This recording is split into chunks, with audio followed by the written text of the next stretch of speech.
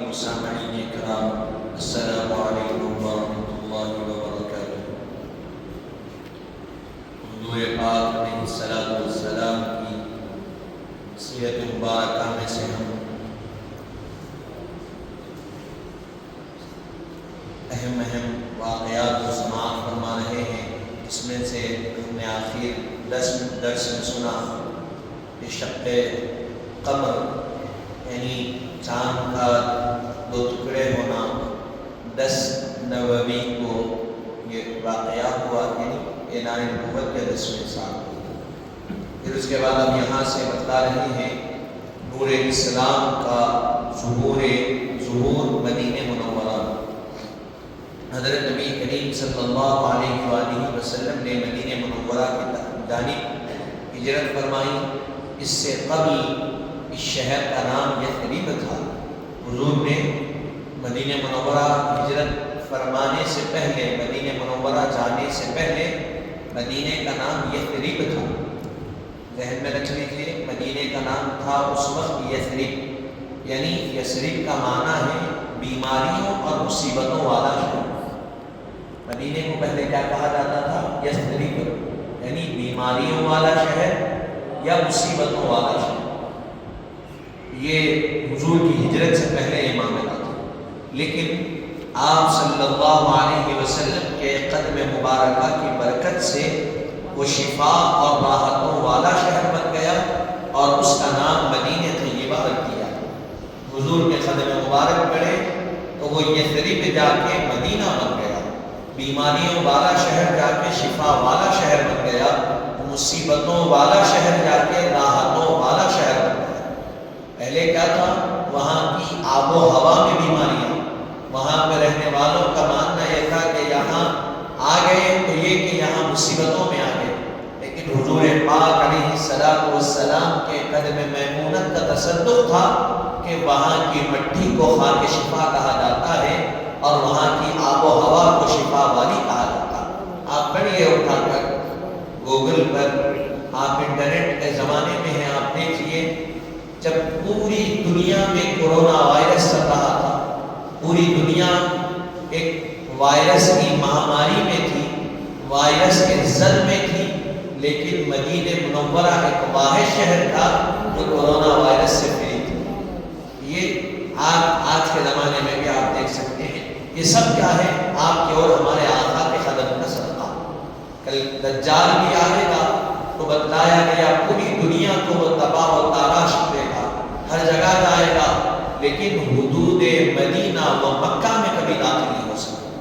جو مدینے کے حدود بتلائے گئے ہیں، جو حد ہے اس کے اندر حرم مکہ ہو یا حرم مدینہ ہو، لاکھ کوششیں کرے گا لیکن وہ کبھی اس میں داخل نہیں ہو سکے گا، کیونکہ اس کے تحفظ کے لیے اللہ تبارک و تعالیٰ فرشتوں کو مقرر کیا ہے جو حدود مدینہ کی حفاظت کرتا ہے۔ اعلان نبوت کے وقت وہاں 2 قبیلے مشہور تھے۔ حضور کے اعلان نبوت کے وقت مدینے میں 2 قبیلے مشہور تھے۔ ایک قبیلے کا نام تھا اوس اور دوسرے قبیلے کا نام تھا خزرج۔ اوس اور خزرج آباد تھے۔ ان لوگوں نے یہودیوں سے سن رکھا تھا نبی آخر الزمان صلی اللہ علیہ وسلم تشریف لانے والے ہیں۔ ان لوگوں نے یہودیوں سے سنا تھا کہ نبی آخر الزمان آنے والے ہیں۔ ادھر 11 نبوی یعنی اعلان نبوت کے 11 سال ہوئے۔ 11 سال میں حضرت نبی کریم صلی اللہ علیہ وسلم حج کے لیے آنے والے قبائل کو دعوت اسلام دے رہے تھے کہ قبیلہ اوس اور خزرج کے کچھ لوگ سرکار مدینہ صلی اللہ علیہ وآلہ وسلم کی خدمت اقدس میں حاضر ہوئے۔ 11 نبوی یعنی اعلان نبوت کے 11ویں سال جو لوگ مدینے سے مکہ آئے تھے حج کے لیے، حضور ان کو اسلام کی دعوت دے رہے، ہر آنے والے کو حضور دعوت دے کو بھی دی۔ اس میں اوس اور خزرج 2 قبیلے کے لوگ تھے، حضور کی خدمت میں حاضر ہوئے۔ حضرت نبی کریم صلی اللہ علیہ وسلم نے ان کے سامنے قرآن کریم کی چند آیتوں کی تلاوت فرمائی اور اسلام کی دعوت ان کو دی۔ آپ صلی اللہ علیہ وسلم کی زبان مبارکہ سے جب انہوں نے آیت قرآنیہ کو سنا تو ان کے دل پر رقت طاری ہو گئی اور دل موم کی طرح نرم ہو گئے اور حق کی طرف جھک گئے، اور وہ لوگ حضور نبی کریم صلی اللہ علیہ وسلم کے احوال مبارکہ اور صفات کریمہ کو دیکھ کر سمجھ گئے کہ یہ وہی رسول محتشم ہے، یہ وہی نبی آخر الزمان صلی اللہ علیہ وسلم ہے جن کی بعثت ہونے کا یہودیوں نے یہود ذکر کرتے ہیں۔ انہیں یقین ہو گیا کہ یہ اللہ کے رسول صلی اللہ علیہ وسلم ہے۔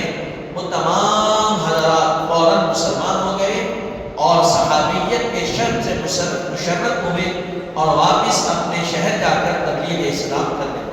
حضور ان کو دعوت دیے، قرآن کی تلاوت کیے، جب وہ قرآن کو سنے تو وہ ان پر ایک رقت طاری ہوئی، ان کے دل موم کی طرح نرم پڑ گئے اور حضور کے احوال کو، حضور کے کردار کو، حضور کے صفات کو جب دیکھا تو سمجھ گئے یہی رسول ہے، یہی وہ نبی ہے جن کے بارے میں یہود کہتے ہیں نبی آخر زمانے والے ہیں، کہ وہی ہے۔ آپ کے دست مبارک پر داخل اسلام ہوئے، صحابیت کے شرم سے اپنے آپ کو مشرف کیا، پھر واپس مدینہ گئے، مدینہ منورہ جا کر دین اسلام کی تبلیغ کرنے لگے۔ اب یہاں سے آخری چیز بتلائی جا رہی ہے بیعت عقبہ، عقبہ اولا 12 نبوی، یعنی دوسرے سال بھی حج کے موقع پر 12 اشخاص مینا کے ایک گھاٹی میں خفیہ طور پر حضرت نبی کریم صلی اللہ علیہ وسلم کے دست اقدس پر بیعت کی اور داخل اسلام۔ مینا حج کے وقت کا مینا میں رکتے ہیں، مینا میں کیمپس رکھتے ہیں، ٹینٹس، تو وہاں پر 12 افراد خفیہ طور پر چھپ کے حضور کے دست مبارک پر بیعت کیے اور داخل اسلام۔ بیعت کرنے کا مرید ہونا پڑا، بیعت کیے اور داخل اسلام ہوئے، جن میں سے 10 اصحاب قبیلہ خزرج کے اور 2 اصحاب قبیلہ اوس کے تھے۔ 10 لوگ قبیلہ خزرج کے تھے اور 2 لوگ قبیلہ اوس کے تھے۔ ان حضرات نے نبی آخر الزمان سے عرض کیا، یا رسول اللہ ہمارے ساتھ ایک ایسے معلم کو روانہ فرمائیں جو ہمیں احکام اسلام سکھائے، تعلیمات دین سمجھائے اور ہمارے یہاں تبلیغ اسلام کرے۔ چنانچہ حضرت نبی کریم صلی اللہ علیہ وسلم نے حضرت مصعب بن عمیر رضی اللہ عنہ کو مدینہ منورہ روانہ کیا۔ ان صحابہ نے کیا کہا؟ 12 افراد نے، حضور ہمارے پاس ایک معلم کو بھیجا ہے، ایسے معلم کو بھیجا ہے جو ہمیں تعلیمات بھی سکھائے، دین بھی سمجھائے اور ہمارے درمیان دین کی تبلیغ بھی کرے، یعنی ہمارے درمیان کوئی مسئلہ ہو تو ہم ان سے حل طلب کر سکیں۔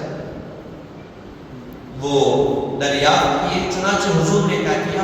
حضرت مصعب بن عمیر رضی اللہ عنہ کو ان کے درمیان معلم بنا کر بھیجا۔ تو گویا یہاں سے بات معلوم ہوئی ہر مسئلے کا علم ہر کسی کو ہونا یہ ضروری نہیں ہے، اسی لیے خاص طور پر دین کے معاملات میں اساتذہ کے ساتھ سامنے یا علماء کے پاس جا کر مسائل کو پوچھنے کی ضرورت پڑتی ہے۔ ہر کس و ناقص اپنی طرف سے مسائل کا حل نہیں کر سکتا۔ بہرحال پھر یہ بیعت چونکہ مینا کی گھاٹی عقبہ میں ہوئی تھی، اسی لیے اس کا نام بیعت عقبہ اولا رکھا گیا۔ اسی سال ماہ رجب کی 27 رات حضرت نبی کریم صلی اللہ علیہ وسلم نے معراج شریف کا سفر فرمایا اور اللہ تعالیٰ کے قرب خاص سے مشرف ہوئے اور دیدار پاک کی سعادتیں حاصل ہوئی۔ اسی سال یعنی اعلان نبوت کے 12ویں سال حضور کی عمر مبارک کیا ہوئی اس وقت 52 ایئرس، 92 سال ذہن میں رکھیں۔ حضور نے 40 سال میں اعلان نبوت فرمایا، 12واں سال نبوت کے 12ویں سال بیعت عقبہ اولا ہوا۔ کب؟ حج کے وقت مینا کے میدان میں گھاٹی میں خفیہ طور پر، اور اسی سال 12 نبوی کو 12ویں سال اعلان نبوت کے معراج کا سفر بھی ہوا۔ اسی سال کیا ہوا؟ سفر معراج ہوا. اللہ تعالیٰ کے قرب خاص سے مشرف ہونے کا حضور کو موقع اللہ نے فراہم فرمایا. پہلے سے آپ تھے اور اپنے دیدار سے حضور کو مشرف، اپنا دیدار حضور پاک علیہ السلام کو اللہ تبارک و تعالیٰ نے عطا فرمایا. اب حاضرین محترم، یہاں سے سفر معراج کا واقعہ بتلایا جاتا ہے. حضرت نبی کریم صلی اللہ علیہ وسلم، معجزہ معراج کیا ہے؟ یہ ایک معجزہ. معراج کیا ہے؟ ایک معجزہ. معجزہ کس کو کہتے ہیں؟ معجزے کی تعریف میں بتلائی گئی. آپ جیسا کہ اہل خدمات میں درس فقہ میں سنیں، معجزہ کہتے اس کو ہے جو انسان کی فہم اور عقل اور ادراک سے ماورا، یعنی اس کو سمجھ میں نہیں آتا، اس کی عقل اس کو تسلیم نہیں کرتی کہ یہ کیسا ممکن ہو سکتا ہے، اسی کو معجزہ کہا جاتا ہے. معجزہ، کرامت، قدرت، یہ تینوں چیزیں ایسی ہیں جس کو انسان کا ذہن اور اس کی عقل تسلیم نہیں کرتی. ایک اشارہ کیے، چاند کے 2 ٹکڑے ہوئے، اس کو عقل تسلیم نہیں کرتی، اسی کو معجزہ کہتے. حضور نے ایک پیالے میں انگلی رکھی اور انگلی سے چشمان مبارک اٹھے اور ہر آنے والا سیراب ہوا، یہ معجزہ، اس کو عقل تسلیم نہیں کرتی. تو یہ خدا کے ذریعے سے کوئی ایسی چیز ظاہر ہو تو وہ قدرت، نبی کے ذریعے سے، انبیاء کے ذریعے سے ظاہر ہو تو معجزہ، اولیاء اور صالحین کے ذریعے سے ظاہر ہو تو کرامت. حضرت نبی کریم صلی اللہ علیہ وسلم کو طائف کی زمین میں تکلیفیں دی گئی اور حق کے واضح ہونے کے بعد توحید اور رسالت کا انکار کیا گیا. حضور طائف کا سفر کیا، آپ نے جیسا کہ سنا آخری درس میں، وہاں تکلیفیں دی گئی، گھٹنوں کو لگا دیا گیا حضور کے پیچھے. حضور ایک گلی میں گئے تو دونوں طرف سے گلی کا حصار کر لیا گیا، محاصرہ کر لیا گیا اور دونوں طرف سے پتھر برسائے گئے حضور پر.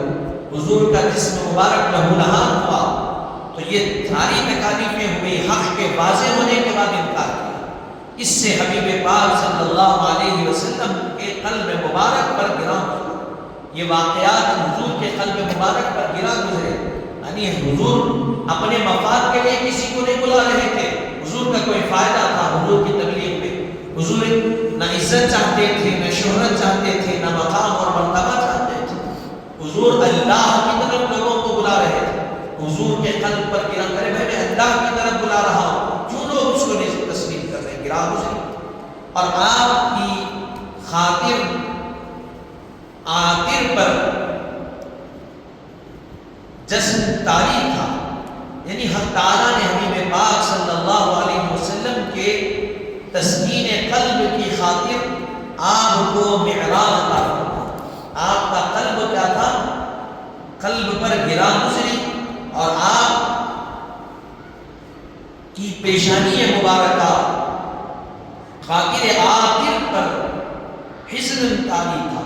اور حق تعالیٰ نے حبیب پاک صلی اللہ علیہ وسلم کو تسکین قلب عطا کرنے کے لیے معراج عطا فرمایا. اور آپ کی فرحت و مسرت، آپ کو فرحت و مسرت عطا کرنے کے لیے اپنی قدرت کے جلوے دکھائے، نیز مخلوق پر آپ کی قدر اور منزلت آشکار کرنے کے لیے اپنے قرب خاص میں طلب کیا.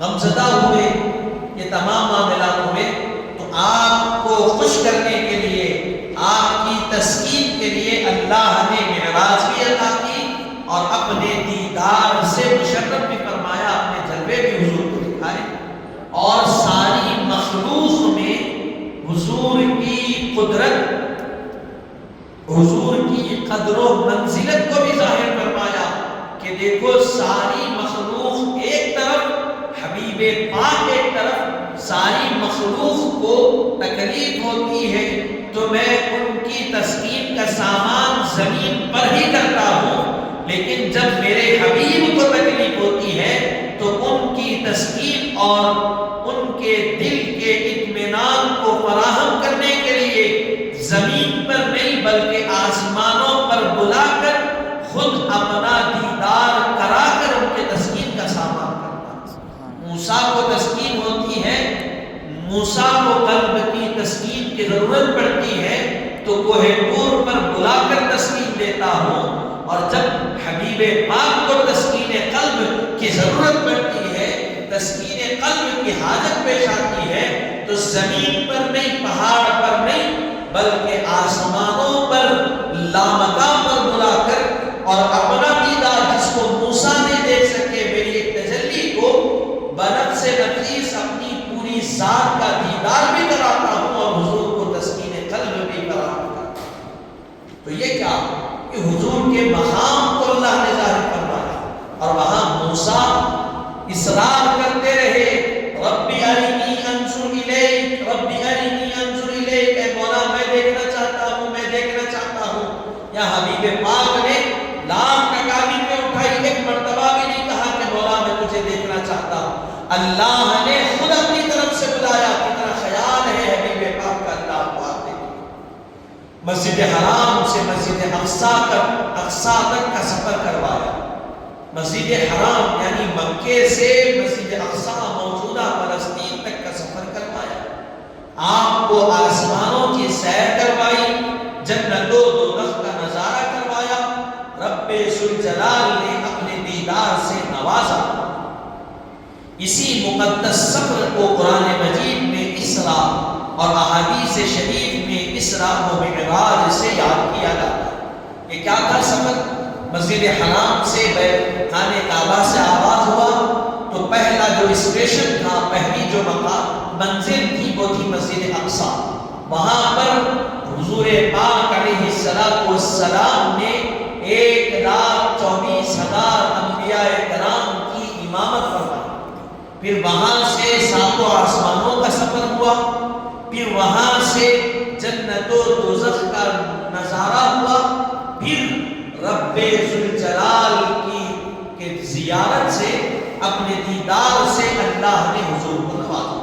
اسی سفر کو قرآن میں اسراء 15ویں پارے کی ابتدائی آیت، سورہ نجم کی ابتدائی آیتوں میں اسی سفر کو بیان کیا گیا، اور احادیث مبارکات کے تو انبار اس میں ہے، ذخائر اس میں ہے حضور۔ اسراء کا معنی ہے رات میں لے جانا۔ اسراء کا معنی کیا آتا ہے؟ رات میں جانا نہیں، لے جانا۔ جانا اور ہوتا ہے، لے جانا اور ہوتا ہے۔ جانے والا اپنی طاقت سے جاتا ہے، لے جانے والا لے جانے والے کی طاقت سے جاتا ہے۔ میں سفر کیا تو میں اپنی سفر سے طاقت، اگر میں یہاں سے مکے کو پیدل گیا تو میں اپنی طاقت سے جا رہا ہوں، تو جانے کے لیے کتنے دن لگیں گے آپ سمجھیے، اندازہ لگائیے۔ اور اگر وہی میں جہاز کے ذریعے سے گیا، ہوائی پلین کے ذریعے سے، تو پلین لے جا رہا ہے تو وہ اپنی طاقت سے لے جا رہا ہے۔ تو یہ عام انسان جاتا ہے تو اپنی طاقت سے، کوئی سواری لے جاتی ہے تو اس کی طاقت سے، تو یہاں رسول پاک کی طاقت اور ہے، ساری کائنات کی طاقت حضور کی طاقت کے برابر میں 1% بھی نہیں ہے، 1% بھی نہیں ہے وہ حضور کی طاقت۔ تو یہاں حضور اپنی طاقت استعمال نہیں کیے، اللہ نے اپنی طاقت سے بلایا، تو لے جانے والے کی طاقت۔ تو اسراء کا معنی کیا ہے؟ رات میں لے جانا، رات میں لے جانا۔ پھر اس کے بعد معراج کا معنی کیا ہے؟ کمال، عروج اور بلندی۔ معراج کا معنی کیا ہے؟ کمال، عروج اور بلندی۔ تو سمجھ جائیے معراج کہتے ہیں کس کو ہے؟ کمال والی رات، عروج والی رات، بلندیوں والی رات۔ یعنی حضور کو اللہ نے کمال عطا کیا، انبیاء کی امامت سے سرفراز فرمایا، حضور کو اللہ نے عروج عطا کیا، آسمانوں کا سیر کیے، اور بلندی اتنی عطا کی کہ اپنے دیدار سے مشرف۔ یہ معراج۔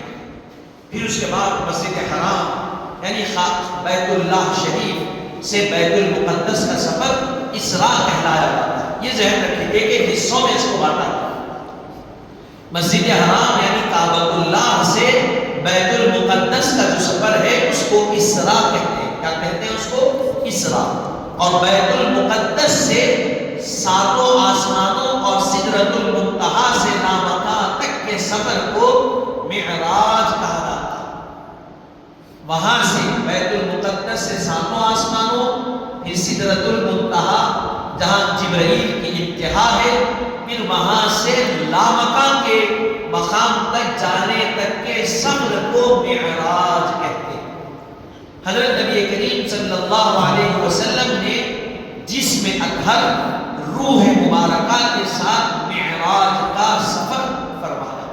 حضور کا یہ جو سفر تھا جسم اطہر اور روح انور دونوں کے مجموعے کے ساتھ یہ سفر ہوا۔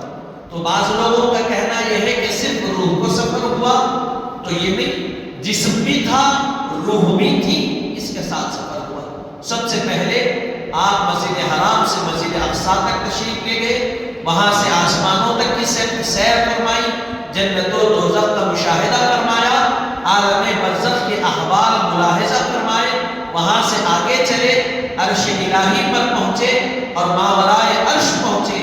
رب نے جہاں تک چاہا سیر فرمائی اور حالت بیداری میں سر مبارک کی مقدس آنکھوں سے دیدار حق تعالیٰ کی نعمت سے سرفراز۔ یہ حضور پاک علیہ السلام کا خاصہ و خصوصیت ہے کہ دیداری کے حالت میں، بیداری میں اپنے سر کی آنکھوں سے اللہ کے جلووں کا دیدار رسول پاک نے کیا۔ یہ حضور کا خاصہ۔ پھر اس کے بعد فرماتے ہیں یہ سب کب ہوا؟ یہ سب رات کے ایک مختصر سے حصے میں یہ سارا واقعہ پیش ہوا۔